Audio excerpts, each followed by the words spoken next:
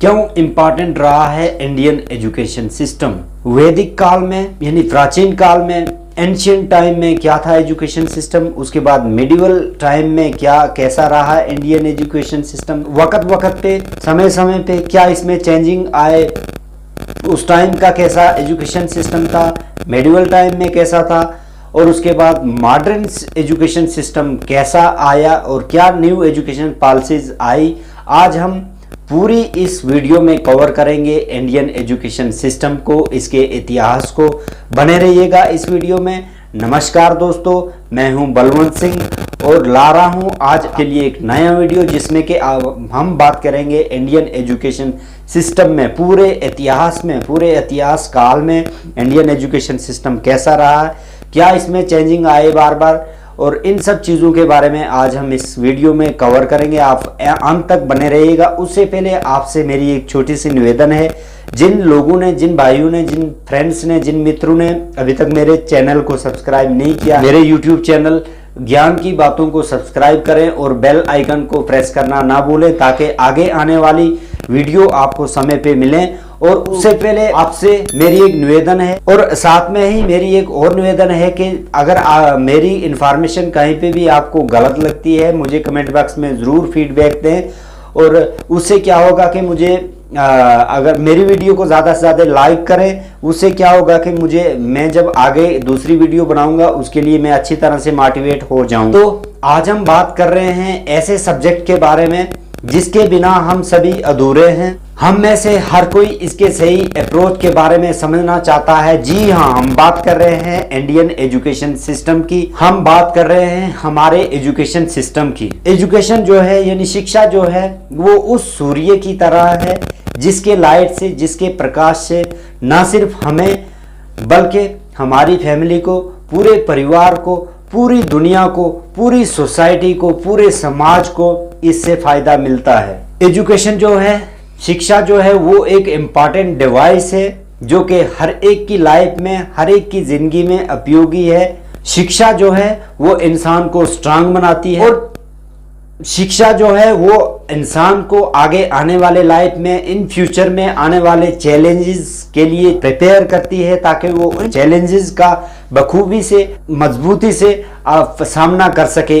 दोस्तों, शिक्षा ही एक मात्र ऐसा रास्ता है जिससे हम अपनी लाइफ को चैलेंज कर सकते हैं, हम अपनी लाइफ को तराश सकते हैं, हम अपनी लाइफ को अच्छा बना सकते हैं, हम अपने ड्रीम्स को पूरा कर सकते हैं। वो दिन गए जब गन और स्वार्ड से यानी गन, बंदूक और तलवार से लड़ाइयां लड़ी जाती थी। अगर आपके पास नॉलेज होगा, अगर आपके पास एजुकेशन होगी, आप कितनी भी बड़ी से बड़ी युद्ध को, बड़ी से बड़ी लड़ाई को, बड़ी से बड़ी बैटल को आसानी के साथ, अपनी कूटनीति के साथ, अपने नॉलेज के साथ, अपने माइंड से, उसको अपनी एजुकेशन से उसको जीत सकते हैं। आजकल के दौर में हर कोई एजुकेशन के महत्व को समझ रहा है, एजुकेशन के इम्पोर्टेंस को समझ रहा है और इसीलिए अपनी कैपेसिटी से ज़्यादा, अपनी हैसियत से ज़्यादा अपने बच्चों पे ज़्यादा से ज़्यादा खर्च कर रहे हैं। अपने बच्चों को बड़े से बड़े इंस्टीट्यूट में एडमिशन दिलवा रहे हैं, उनको वहाँ पे पढ़ा रहे हैं। लोग ज़्यादा से ज़्यादा नामी ग्रामी जो चर्चित स्कूल हैं, इंस्टीट्यूट है, अपने बच्चों को वहाँ पढ़ा रहे हैं, मगर फिर भी उन्हें जो है अपना मनचाह रिजल्ट नहीं मिल रहा है। ऐसा अधिकांश पेरेंट्स के साथ, ऐसा अधिकांश अभिभावक के साथ हो रहा है। आखिर ऐसा क्यों हो रहा है? हमसे कहाँ गलती हो रही है, तो हमसे कहाँ चूक हो रही है? एक ऐसा भी समय था जब इंडियन एजुकेटर्स को यूनिवर्स से लेकर साइंस, नेचर से लेकर टेक्नोलॉजी की समझ थी। आर्यभट्टा को कौन नहीं जानता, जिन्होंने शून्य और डेसिमल का पीछे जो है दुनिया को बताया, दुनिया को समझाया इसके बारे में। आर्यभट्टा को फादर ऑफ ट्रिग्नोमेट्री भी कहा जाता है। उस समय जो है पूरी दुनिया से छात्र जो है, स्टूडेंट्स जो है वो इंडिया में आया करते थे अपनी शिक्षा के लिए, अपनी पढ़ाई के लिए। लेकिन ऐसा जो है अभी नहीं हो रहा है। ऐसा क्यों हो रहा है? हम कुछ नहीं कर पा रहे हैं, या हमारे टैलेंट में कमी आ गई है, या कोई और बात है? हम इतने पीछे क्यों छूटते जा रहे हैं? यूं तो हम टेक्नोलॉजी के दौर में जी रहे हैं, लेकिन हमारा एजुकेशन सिस्टम जो है वो 30 साल पुराने मॉडल पे चल रहा है। लेकिन फिर भी हम भारतीय जो है, हम इंडियन जो है दुनिया में डंका बजा रहे हैं। आईटी सेक्टर में हम दुनिया में सबसे आगे हैं। इसके अलावा बहुत सारे ऐसे फील्ड्स हैं, ऐसे क्षेत्र हैं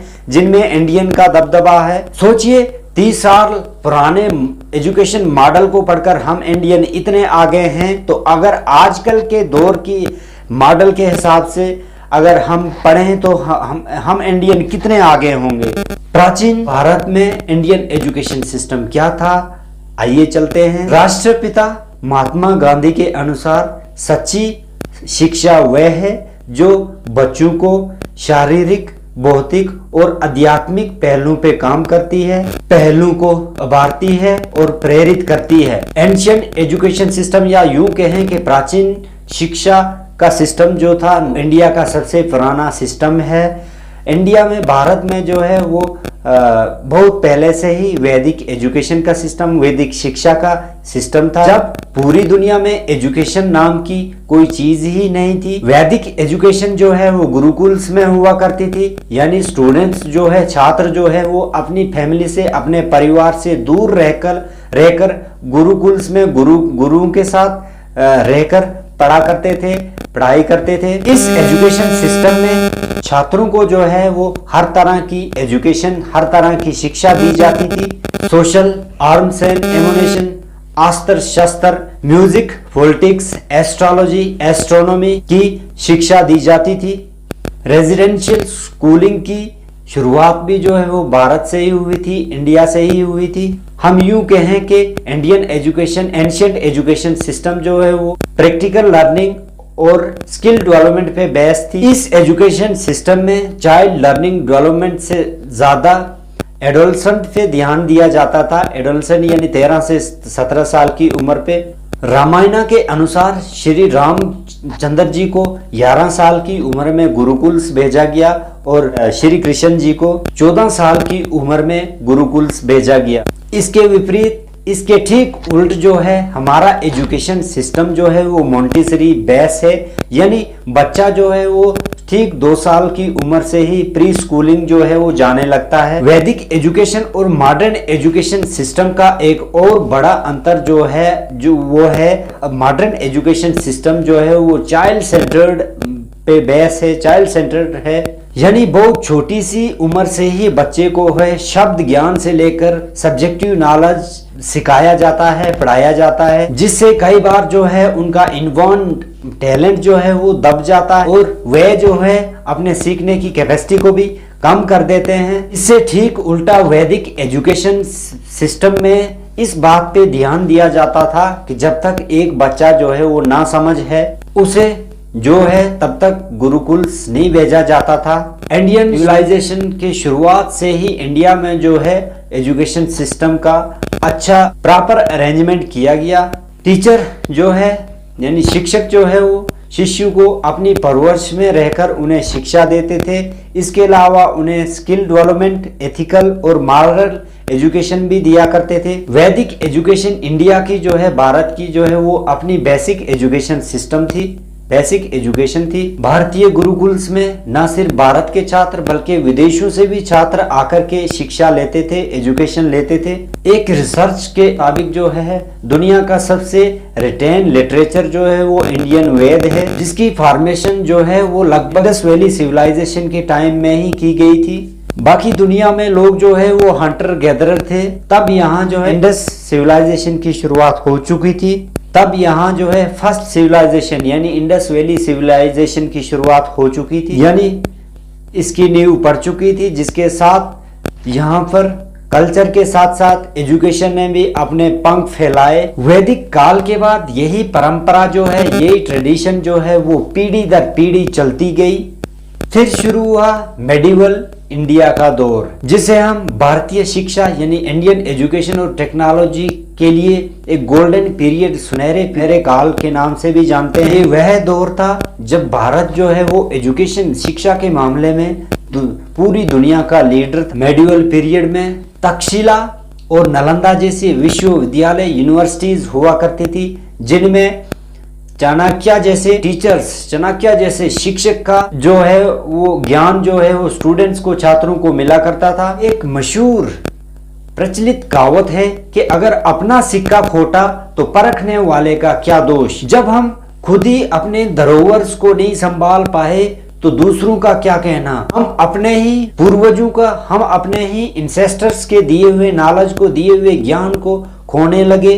कहा जाता है कि नॉलेज, ज्ञान जो है वो लाइट है, वो रोशनी है जो हमें समझदार बनाती है। तक्षशिला यूनिवर्सिटी जो है वो इंडिया की सबसे पुरानी विश्वविद्यालय हुआ करता था, जो अब पाकिस्तान के रावलपिंडी से 18 मील दूर नॉर्थ की ओर है। इसके चिन्ह जो हैं, इसके निशान जो हैं वो इंडस वैली सिविलाइजेशन के आगे के मिसिंग भाग को, आगे के मिसिंग कड़ी को जोड़ते हैं। जिस नगर में ये यूनिवर्सिटी थी उसके बारे में कहा जाता है कि श्री राम के भाई भरत के पुत्र तक्ष ने उसकी स्थापना की थी।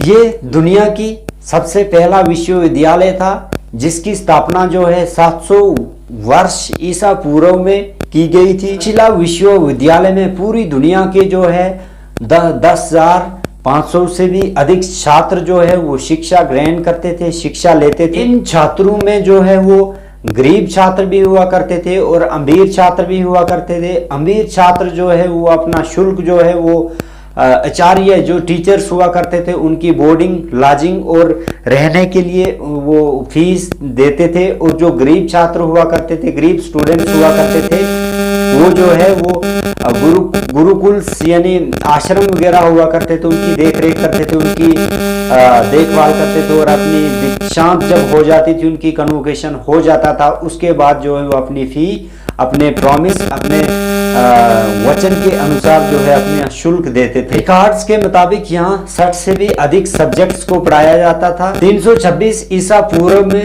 विदेशी आक्रमणकारी सिकंदर के समय यहाँ न सिर्फ वर्ल्ड का फेमस विश्वविद्यालय, फेमस यूनिवर्सिटी हुआ करता था, बल्कि उस टाइम मेडिकल साइंस का ये जो है वो सबसे बेहतरीन सेंटर था, केंद्र था। तक्षशिला यूनिवर्सिटी में जो है वो स्टूडेंट्स के लिए, छात्रों के लिए कोई स्पेसिफिक सिलेबस नहीं था। आजकल की तरह जो है वो सिलेबस का ड्यूरेशन जो है वो भी फिक्स नहीं था और ना कोई स्टूडेंट्स को कोई स्पेसिफिक डिग्री दी जाती थी। स्टूडेंट्स, छात्र का जो है वो एबिलिटी देखकर, काबिलियत देखकर, उनका इंटरेस्ट, उनका रुझान देखकर आचार्य जो है उनका स्टडी पीरियड जो है, जो शिक्षा का जो कार्यकाल जो है वो फिक्स करते थे। फेमस स्कॉलर, इकोनॉमिस्ट, फिलासफर और डिप्लोमेट चाणक्य ने भी अपनी पढ़ाई जो है यहाँ ही इसी विश्वविद्यालय से की थी। उसके बाद जो है चाणक्य यहाँ ही इसी विश्वविद्यालय में पढ़ाने लगे। इस यूनिवर्सिटी, इस विश्वविद्यालय का लोकेशन क्षेत्र भी एक ऐसी लोकेशन पे था, ये यूनिवर्सिटी जिसमें ईस्ट और वेस्ट से दोनों तरफ से रास्ते आया जाया करते थे। 4th सेंचुरी बिफोर क्राइस्ट से ही इस रास्ते से फॉरेन इन्वेजन, विदेशी आक्रमण होने लगे और 6वीं शताब्दी से ही अटैकर्स द्वारा, आक्रमणकारियों द्वारा इसे पूरी तरह से नष्ट कर दिया गया, पूरी तरह से डिस्ट्रॉय कर दिया गया। हालांकि तब तक चाणक्य के द्वारा नालंदा यूनिवर्सिटी में नॉलेज का, विज्ञान का जो है ये दिया जलता रहा। बिहार की राजधानी पटना से लगभग 90 किलोमीटर दूर नालंदा यूनिवर्सिटी के फाउंडर गुप्त शासक कुमारगुप्त और इसकी स्थापना 5वीं शताब्दी में की गई थी। इसके बाद जो है वो इंडियन एजुकेशन सिस्टम की बर्बादी कहीं ना कहीं शुरू हो गई और ये जो है वो एक शिक्षा का जो मंदिर था इसकी भी बर्बादी कहीं ना कहीं शुरू हो गई। फॉरेन इन्वेडर जो थे, फॉरेन आक्रमणकारी जो थे, बख्तियार खिलजी ने इसे जलाकर समाप्त कर दिया था। बख्तियार खिलजी ने उस टाइम ना सिर्फ इन यूनिवर्सिटियों को तोड़ा बल्कि शिक्षा से जुड़े हुए जो मंदिर, बड़े बड़े मंदिर थे, जो बड़े बड़े मठ थे, उनको भी पूरी तरह से ध्वस्त, पूरी तरह से तोड़ दिया गया, बर्बाद कर दिया गया। कहा जाता है कि नालंदा विश्वविद्यालय में बुक्स का, किताबों की इतनी कलेक्शन थी कि एक छात्र जो है, एक स्टूडेंट्स जो है वो अपनी पूरी जिंदगी में, पूरी लाइफ में इन किताबों को गिन नहीं पाता था। इसके बाद ही कहीं ना कहीं इंडियन एजुकेशन सिस्टम की बर्बादी की कहानी शुरू होती है।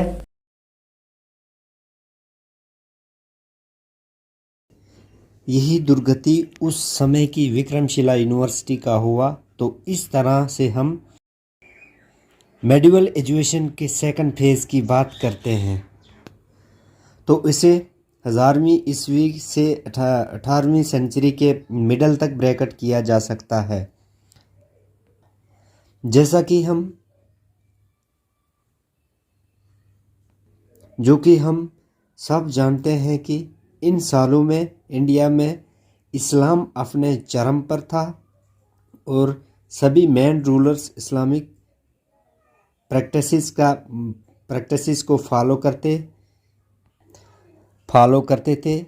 इस तरह जो स्टोरी मुस्लिम के इन्वेजन्स से शुरू होती है, लूट से शुरू होती है, वो एक डायनेस्टी बन जाती है।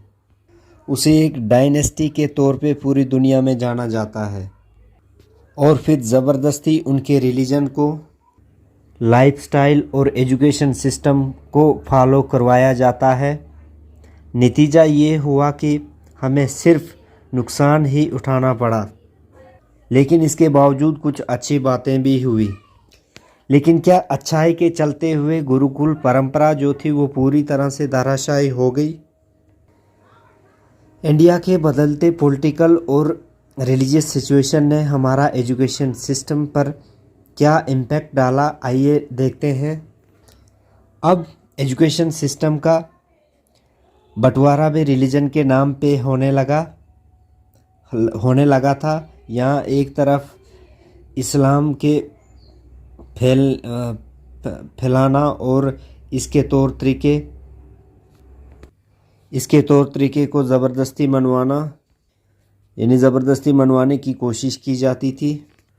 तो वहीं हिंदू रिलीजन के लोग अपने एडवांस एजुकेशन सिस्टम के इम्पोर्टेंस से ज़्यादा धार्मिक मामलों में उलझ गए।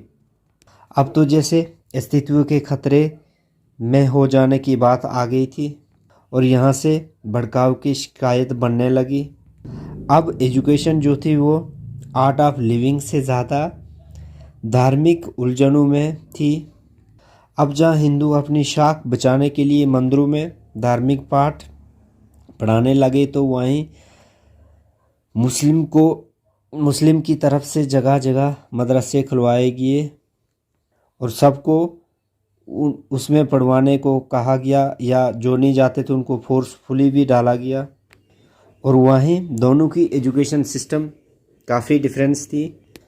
अब एंट्री एक ऐसे शासक की होती है जिसका नाम होता है अकबर। अब अकबर ने दोनों एजुकेशन सिस्टम को फिर से एक साथ लाने की कोशिश की और तब उन्होंने सोचा कि हिंदू मुस्लिम से हटके उन्होंने एजुकेशन के डेवलपमेंट के बारे में सोचा।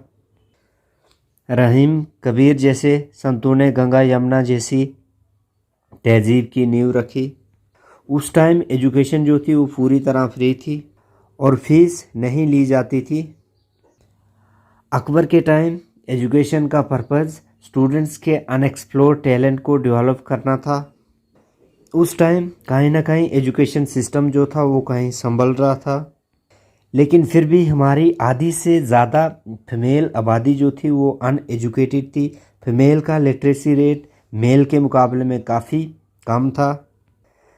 फीमेल्स यानी महिलाओं को समाज में वीक क्लास में दिखाया जाने लगा और ये जो सिस्टम जो है वो आज तक कहीं ना कहीं चलते आ रहा है। वहीं वैदिक पीरियड की बात करें हम तो उस टाइम फीमेल्स को इक्वल राइट्स थे। इतना ही नहीं, कहीं कहीं मेल से भी ज़्यादा इस टाइम फीमेल्स को पर्दा सिस्टम से भी इंट्रोड्यूस करवाया गया। इसके अलावा समाज में कई और बुराइयों ने भी जन्म ले लिया, जैसे चाइल्ड मैरिज, सती प्रथा वगैरह। इस तरह से वुमेन एजुकेशन को पूरी तरह से रिस्ट्रिक्ट कर दिया गया। मेडिवल पीरियड में जो वुमेन्स की मुश्किलें बढ़ी वे आज तक कहीं ना कहीं चलती आ रही हैं। इन सब मजबूरियों ने हमारे ओवरऑल सोसाइटी के प्रोग्रेस पे असर डाला। इतनी रिस्ट्रिक्शन के बावजूद, हालांकि इतनी रिस्ट्रिक्शन और बंदिशों के बावजूद भी कुछ ऐसी महिलाएं हुई जैसे रानी लक्ष्मीबाई वगैरह, जिन्होंने इतिहास में अपना जो है डंका बजाया वीडियो मुझे लगता है कि काफ़ी ज़्यादा हो गई है। अब इस सीरीज़ की यानी इंडियन एजुकेशन सिस्टम की हम आगे का भाग जो है वो दूसरी वीडियो में कवर करेंगे, तो तब तक आपको वेट करना होगा। तो आज हम यहीं तक रुकते हैं और आगे की जो एजुकेशन